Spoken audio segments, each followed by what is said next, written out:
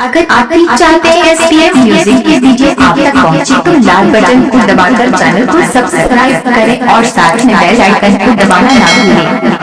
अभी आप सुन रहे हैं गुड़गांव दीवाना म्यूजिक की प्रस्तुति।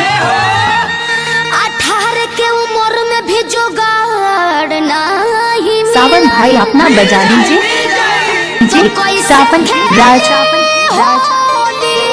हमरा यार ना मिले, अरे यारो नहीं मिलल, भतारो नहीं मिल। रोई रोई रोई रोई हाँ रोई अभी आप सुन रहे हैं गुड़गांव दीवाना म्यूजिक की प्रस्तुति।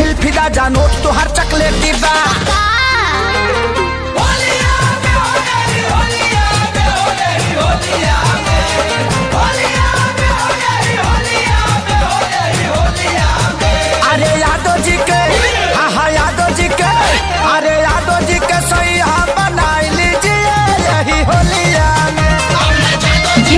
सावन राज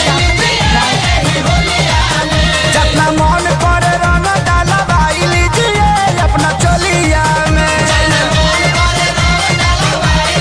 कहाँ घर बातों है गुड़गांव मधेपुरा।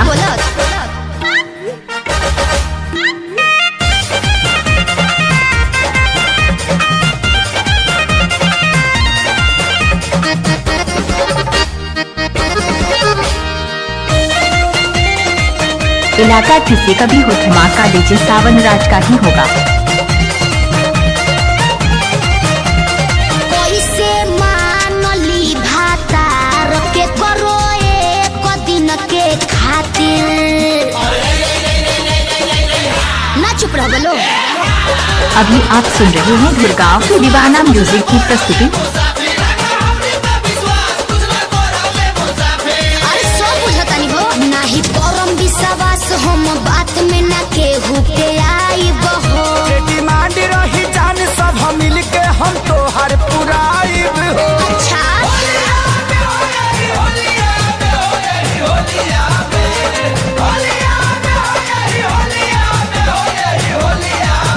अरे यादव जी के इलाका किसी का भी हो धमाका दीजिए सावन राज का ही होगा। बनाई लीजिए यही होलिया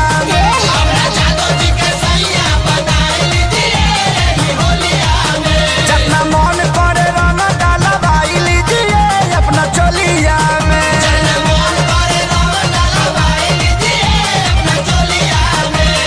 चोलिया में जी। सावन राज गुड़गांव मधेपुरा।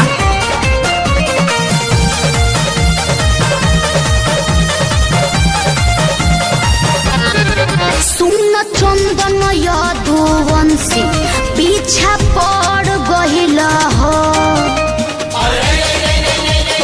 अरे दूर रहो। अरे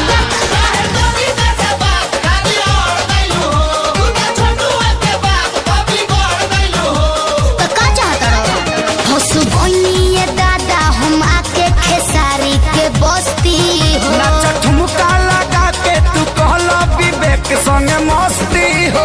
ये दादा अभी आप सुन रहे हैं गुड़गांव दीवाना म्यूजिक की प्रस्तुति। अरे यादव जी के यादव जी के, अरे यादव जी के सही बनाई लीजिए यही होलिया में।